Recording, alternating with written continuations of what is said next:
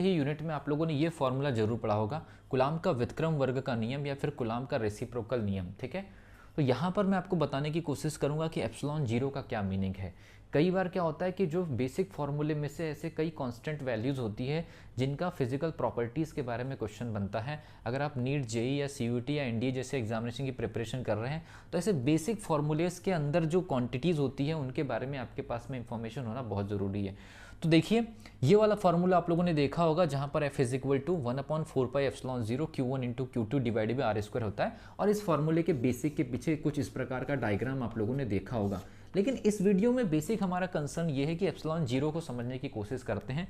सबसे पहली चीज़, ये जो 1/4 एप्सिलॉन जीरो है ये अपने आप में कांस्टेंट होता है। 1/4 एप्सिलॉन जीरो की जो वैल्यू होती है ये 9 इंटू 10⁹ होता है। और इसकी जो टोटल वैल्यू जो होती है वो होती है आपकी न्यूटन इंटू मीटर का स्क्वायर अपॉन कूलाम का स्क्वायर। लेकिन हमारा इस वीडियो में कंसर्न ये है कि हम एप्सिलॉन जीरो को समझना चाहते हैं कि एप्सिलॉन जीरो है क्या, इसकी वैल्यू क्या होती है, इसका मात्रक क्या होता है और इसका फिजिकल मीनिंग क्या होता है। तो एप्सिलॉन जीरो जो है इसको हम क्या कहते हैं, इसको हम कहते हैं निर्वात की विद्युतशीलता। ठीक है, परमिटिविटी। तो ये जो निर्वात की विद्युतशीलता होती है, ये जो निर्वात की विद्युतशीलता होती है इसकी जो वैल्यू होती है, इसकी जो वैल्यू होती है वो होती है आपकी कितनी, 8.854 इंटू 10⁻⁻12। और इसका जो मात्रक होता है ये 1/4 एप्सिलॉन जीरो के जस्ट अपोजिट हो जाता है। तो ये होता है कूलाम का स्क्वायर न्यूटन अपॉन मीटर का स्क्वायर। अब बात ये आती है कि ये तो उसकी न्यूमेरिकल वैल्यू हो गई, ये उसका मात्रक हो गया, लेकिन इसका बेसिक मतलब क्या होता है। तो जब कभी भी किसी रीजन से, किसी एरिया विशेष से इलेक्ट्रिक लाइन गुजरती है, याद रखिए जब किसी रीजन से, किसी एरिया से इलेक्ट्रिक लाइन गुजरती है तो फिलहाल हम इस फॉर्मूले में तो निर्वात की बात करेंगे, वैक्यूम की बात करेंगे।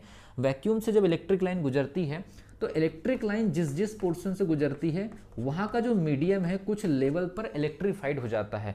तो ये जो इलेक्ट्रीफाइड होने का मीडियम, इलेक्ट्रिक लाइन का किसी मीडियम से गुजरना या निर्वात से गुजरना और निर्वात का उस टाइम पर इलेक्ट्रीफाइड नेचर प्रदर्शित करना या इलेक्ट्रीफाइड नेचर को अडॉप्ट कर लेना, या उस समय के लिए जबकि इलेक्ट्रिक लाइन वहां से गुजर रही थी थोड़ी देर के लिए इलेक्ट्रीफाइड हो जाना, इस चीज को हम क्या कहते हैं, विद्युतशीलता कहते हैं।